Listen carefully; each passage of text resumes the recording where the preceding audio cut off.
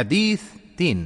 ইয়াহইয়া ইবনে বুকাইর রহমতুল্লাহি আলাইহির সনদে আয়েশা রাদিয়াল্লাহু আনহা থেকে বর্ণিত, তিনি বলেন, রাসূলুল্লাহ সাল্লাল্লাহু আলাইহি ওয়াসাল্লামের প্রতি সর্বপ্রথম যে ওহী আসে তা ছিল ঘুমের মধ্যে সত্য স্বপ্নরূপে।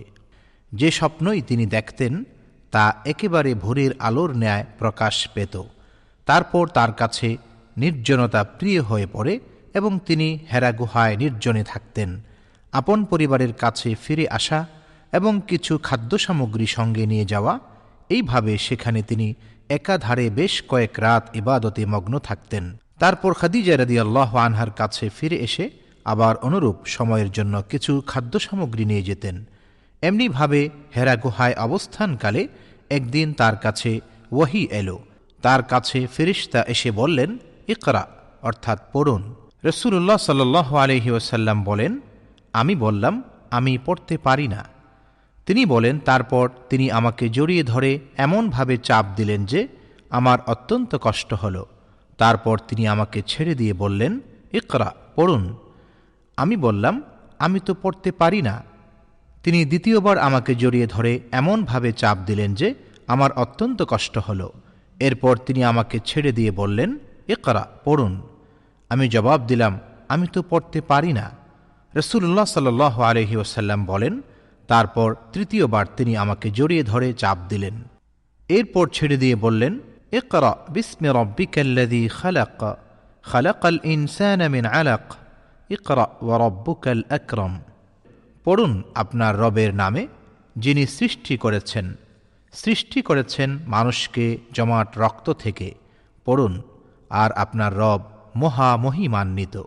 সূরা আলাক, আয়াত ১ থেকে ৩। তারপর এই আয়াত নিয়ে রাসূলুল্লাহ সাল্লাল্লাহু আলাইহি ওয়াসাল্লাম ফিরে এলেন। তার অন্তর তখন কাঁপছিল। তিনি খাদিজা বিনতে খুয়াইলিদের কাছে এসে বললেন, আমাকে চাদর দিয়ে ঢেকে দাও, আমাকে চাদর দিয়ে ঢেকে দাও। তারা তাকে চাদর দিয়ে ঢেকে দিলেন। অবশেষে তার ভয় দূর হল। তখন তিনি খাদিজা রাদিয়াল্লাহু আনহার কাছে সকল ঘটনা জানিয়ে তাকে বললেন, আমি আমার নিজের উপর আশঙ্কা বোধ করছি। খাদিজা রাদিয়াল্লাহু আনহা বললেন, আল্লাহর কসম, কখনো না।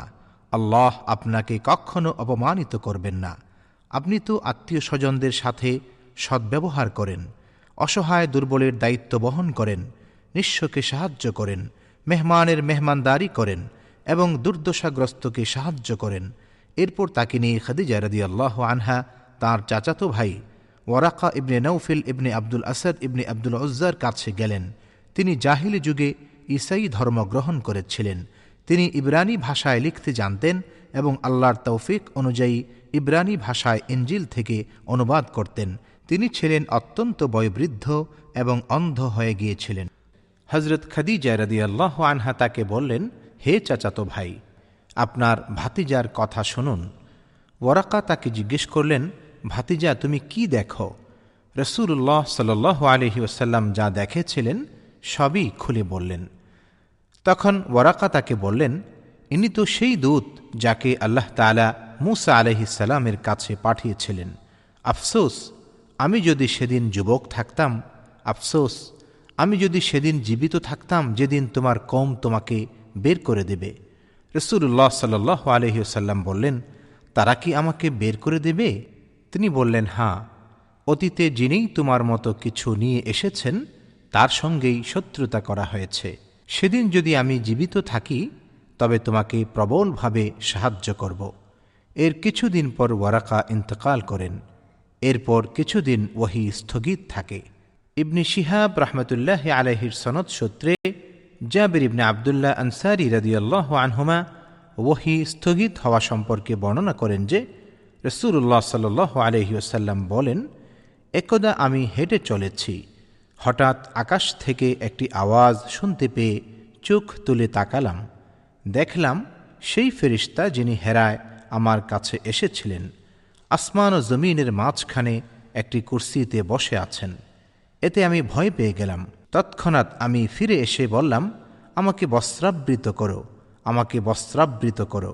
তারপর আল্লাহ তাআলা নাজিল করলেন, يا أيها المدثر قم فأنذر وربك فكبر وثيابك فطهر والرجز فاهجر হে বস্ত্রাবৃত, উঠুন, আপনি লোকদেরকে সতর্ক করে দিন, আপনার প্রভুর মহিমা প্রচার করুন, আপনার পরিচ্ছদ পবিত্র করুন এবং অপবিত্রতা থেকে দূরে থাকুন। সূরাতুল মুদ্দাসসির আয়াত 1 থেকে 5। এরপর ব্যাপকভাবে পরপর ওহী নাজিল হতে লাগল।